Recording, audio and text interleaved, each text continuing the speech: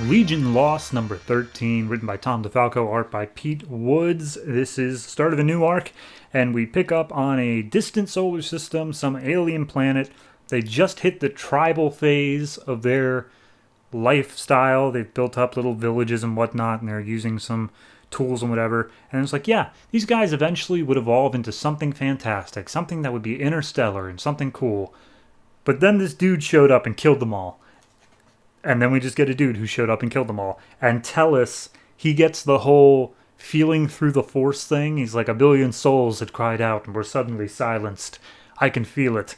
And immediately everyone's like, okay, is it coming towards Earth? And he's like, I mean, it's in the direction of Earth. I don't know if it's coming to Earth. And it's like, okay, well, then we should probably deal with that. So Wildfire steps up and he's like, hey, you and Dawnstar get up there and deal with that. And he's like, psh, Dawnstar and I are fighting right now because some reason. Anyway, bye. So Wildfire just goes off on his own to find it. And then we get Chameleon Girl, who immediately was like, hey, why are we even bothering with this? Like, this isn't our thing. Shouldn't we just focus on getting back to the future? And Tyrok's telling her, like, we are stationed here and we're gonna defend the planet. That's what Legionnaires do. Why are you so definitely a spy? He doesn't say that, but then we see, like, in the 31st century of her being briefed by Echo, who I think was, like, that weird, like, semi-spy group thing, whatever. Anyway, it sent Chameleon Girl in, and she's like, yes, I'm spying on the Legion of Superheroes, but I want out because I fell in love with one of them, and then we broke up, and now I trust them and I think they're good people and I don't want to work with them anymore. And her boss is like, okay, well, here's the thing. We think that there's a rogue agent operating in the past and we need you to go back and find out who it is so they don't mess up the whole timeline. So then we cut back to now and Chameleon Girl's like, I'm not a spy. I don't want to do stuff. Bye. And then she just walks away. And for some reason, Tellus is not able to find out any of this, despite the fact she clearly was just thinking about it. So anyway, we cut over to Wildfire, who's like, man, I shouldn't have been such a jerk with Dawnstar, but my suit is breaking, and soon I will be nothing but a soul in the void. And then all of a sudden, the dude who killed that other planet is zooming his way, apparently light years being covered in milliseconds. And it's this whole thing of how do I put it?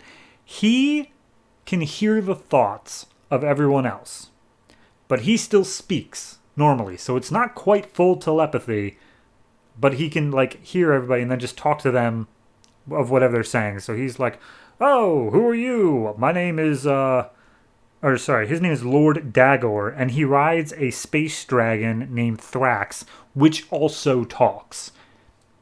So so anyway, they're like, oh, are you prey or predator, master or minion? Shall we fight? And at this point, we cut down to New Orleans, where Gates and Timberwolf are just messing with, like, doing a team exercise or something like that. And Gates wants to hear more about Echo because he's all in on the whole government conspiracy thing. But basically, Timberwolf's like, look, I really don't know that much about it. I told you everything I do. So we cut back to the 31st century of Chameleon Girl being briefed on who they think the person is messing with time. And they figure it's either Gates, because Gates is like super anti-authoritarian and he might be a traitor.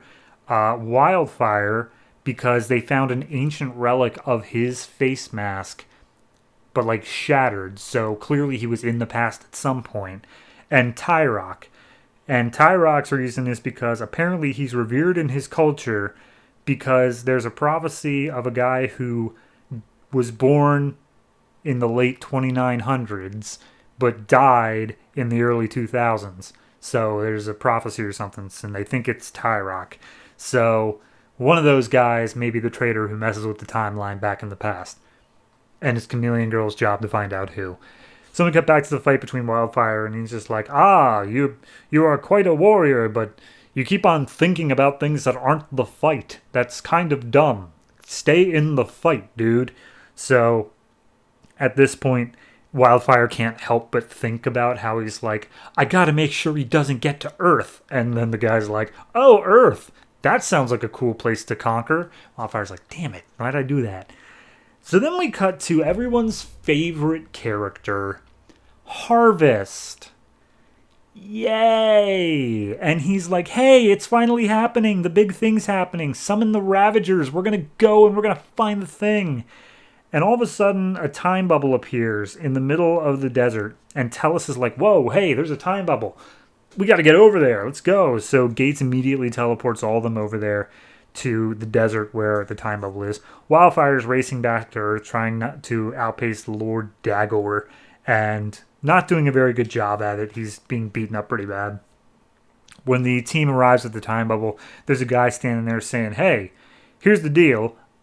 We have received notice in the future that there's some major thing that might be affecting the timeline right now that might destroy all of Earth. It is super important that we deal with it now. And so you guys are going to help me stop it. And immediately Gates is like, dude, we don't even know who you are. You just stepped up. And apparently his name is Captain Adam. I don't know. But Gates is like, dude, you would have had like tons of reinforcements if this were such a big deal. But it's just you showing up? I don't buy it. This is a trick. And so at that point, Wildfire crashes down like literally right next to them. And he's like, get out of here. Everyone run. And then Lord Dagor shows up and starts blowing up the planet. So, yeah. Then it says it's going to tie over with both Superboy and the Ravagers very soon. So we're getting yet another goddamn Harvest crossover. God damn it. Ugh. Okay. I don't dislike this issue independently, as long as I ignore what it means for the next couple issues. It's a good little, it bumps around. It says like, oh, here's this team member doing this, here's that team member doing that. It finally gives us something more on Chameleon Girl, which has been a point of mystery for the past couple issues. I'm okay with all of that. That's perfectly fine. Art style, also great. Villain feels a bit corny, but I feel like it's supposed to be that way, so I'm not super against it, I guess is the best way to say it.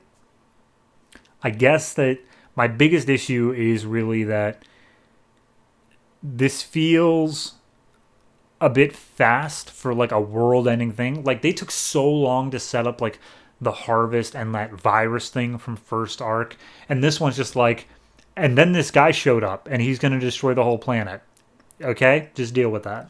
So it just felt a little bit unearned in that the big threat just came literally out of nowhere, especially when you have a team from the future that theoretically should already know about this thing, but they're explaining that it's not part of the timeline somehow. I don't get it. Regardless, it's fine. It's not great. I give it a 6, mainly just because it would get like 6.5, but that one page with Harvest, that drops it a full half point. Seriously, I'm sick of this guy. Get rid of him.